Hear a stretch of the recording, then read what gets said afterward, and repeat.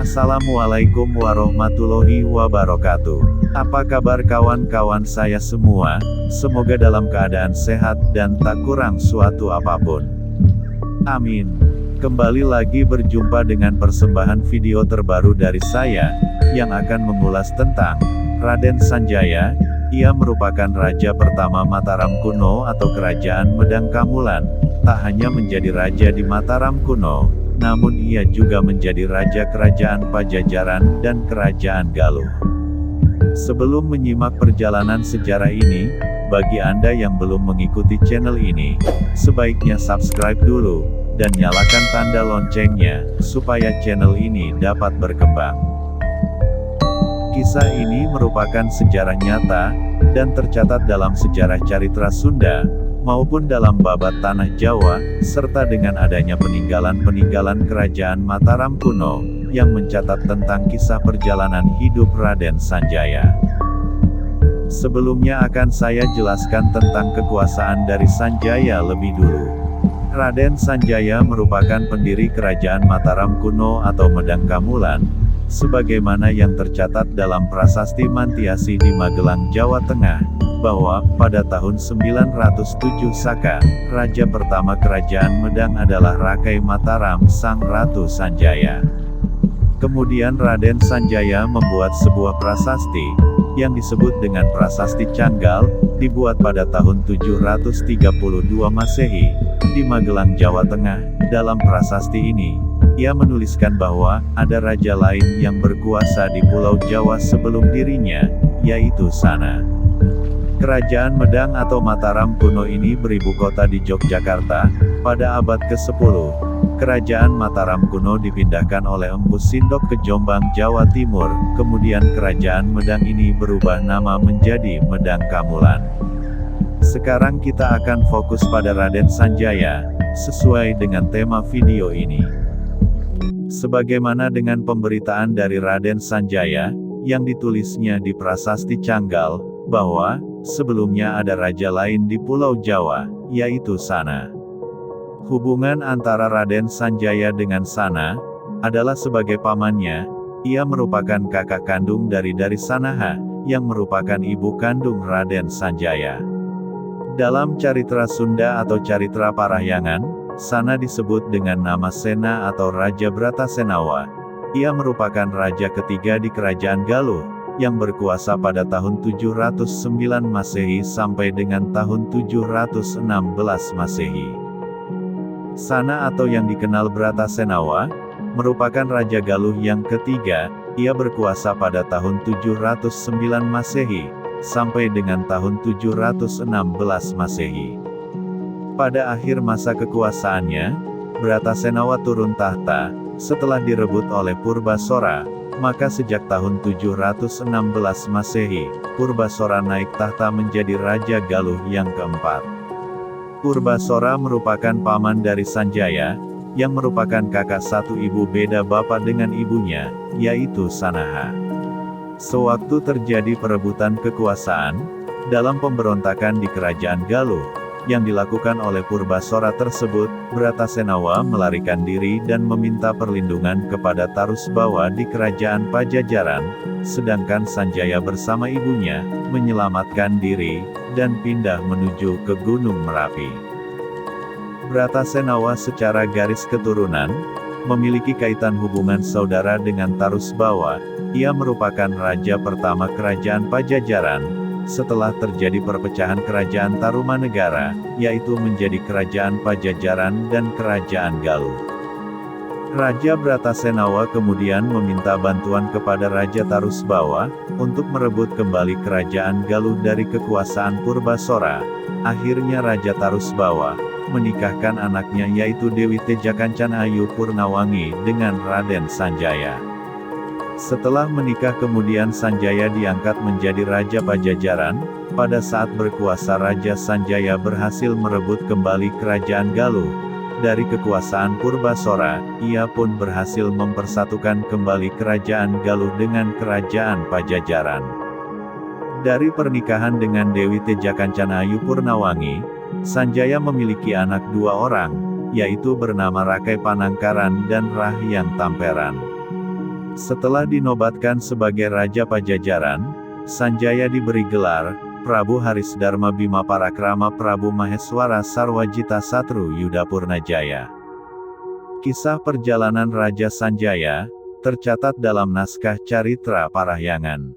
Baiklah, sekarang kita akan membahas tentang perjuangan Raden Sanjaya dalam mendirikan Kerajaan Medang atau Mataram kuno, berdasarkan bukti-bukti sejarah dari naskah-naskah Jawa kuno maupun prasasti-prasasti yang dibuat pada masa hidupnya Raden Sanjaya. Bumi Mataram adalah sebutan lama untuk daerah Yogyakarta dan sekitarnya. Di daerah inilah Istana Kerajaan Medang atau Mataram kuno berdiri. Nama ini tercatat dalam Prasasti Minto dan Prasasti Anjuk Ladang. Nama Mataram kemudian lazim dipakai untuk menyebut nama kerajaan secara keseluruhan, meskipun tidak selamanya pusat kerajaan berada di sana. Pusat Kerajaan Medang atau Mataram kuno, beberapa kali berpindah tempat, berdasarkan prasasti-prasasti yang telah ditemukan, antara lain sebagai berikut. Medang 1 Bumi Mataram zaman Sanjaya, berpusat di Yogyakarta dan sekitarnya. Medang 2 Mamrati, zaman Rakai Pikatan, berpusat di Magelang. Medang 3 Pohpitu, zaman Dyah Balitung, berpusat di Magelang. Medang 4 Bumi Mataram, zaman Dyah Wawa, berpusat di Yogyakarta. Medang 5 Tamolang, zaman Empu Sindok, berpusat di Jombang, Jawa Timur. Medang 6 Watugaluh, zaman Empu Sindok, berpusat di Jombang, Jawa Timur. Medang 7 Wawatan, zaman Darmawangsa Teguh, berpusat di Madiun, Jawa Timur. Raden Sanjaya dikenal juga dengan panggilan Ratu Sanjaya dan Rakai Mataram. Ia adalah pendiri sekaligus Raja Medang atau Mataram kuno. Yang pertama, sesuai dengan isi prasasti Mantiasih yang dibuat oleh Maharaja Dyah Balitung pada tahun 907 Masehi. Kemudian diperkuat dengan adanya prasasti Canggal yang dibuat oleh Sanjaya pada tanggal 6 Oktober tahun 732 Masehi.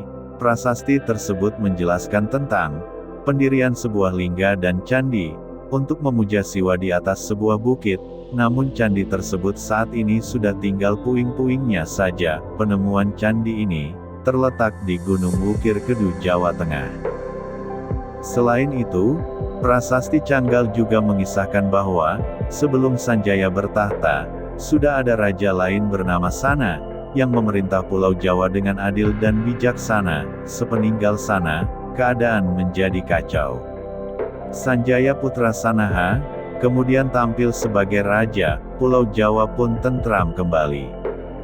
Prasasti Canggal ternyata tidak menyebutkan nama kerajaan yang dipimpin oleh Sana maupun oleh Sanjaya. Sementara itu, prasasti Mantiasih menyebut Sanjaya sebagai raja pertama Kerajaan Medang, sedangkan nama Sana sama sekali tidak disebutkan, hingga disimpulkan bahwa Sana bukanlah Raja Medang atau Mataram kuno.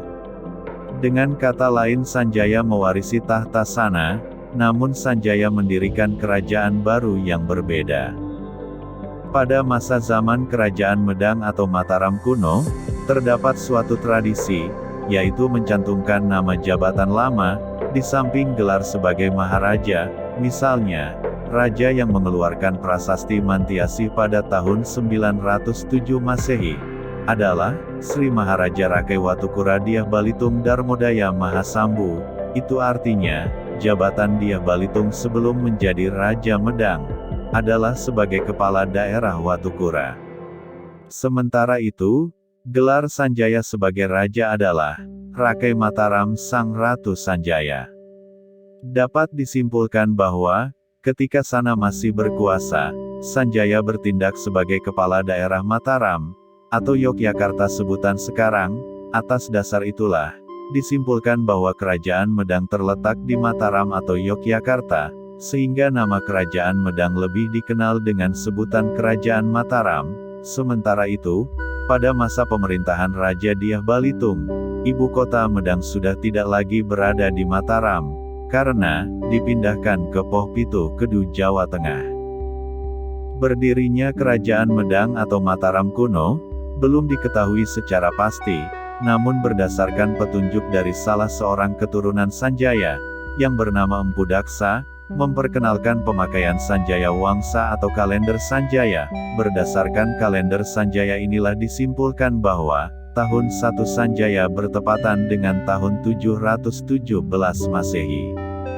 Apabila Sanjaya naik tahta pada tahun 717 Masehi, itu berarti saat dibuat prasasti Canggal pada tahun 732 Masehi, Kerajaan Medang atau Mataram kuno, telah berusia atau berdiri selama 15 tahun, sementara itu, jika tahun 1 Sanjaya bertepatan dengan kelahiran Sanjaya, berarti saat mengeluarkan prasasti Canggal, Sanjaya berusia 15 tahun dan telah menjadi raja. Dengan kata lain, Sana mengangkat Sanjaya menjadi kepala daerah Mataram, sejak keponakannya itu masih berusia anak-anak. Itulah sejarah singkat Sanjaya hingga mendirikan sekaligus menjadi Raja Medang atau Mataram kuno.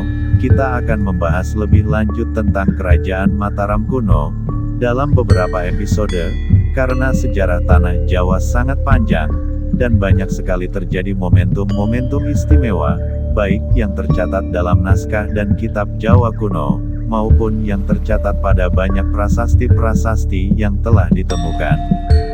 Semua naskah Jawa kuno, kitab Jawa kuno, maupun prasasti tersebut merupakan sumber yang sangat otentik, karena dibuat pada masa peristiwa tersebut terjadi. Sedangkan naskah Caritra Parahyangan, dibuat pada akhir abad ke-16 Masehi, sehingga penuturan dan pengulasan sejarah ini, sebagian besar diambil dari naskah Jawa kuno, kitab Jawa kuno, serta prasasti-prasasti yang telah banyak ditemukan.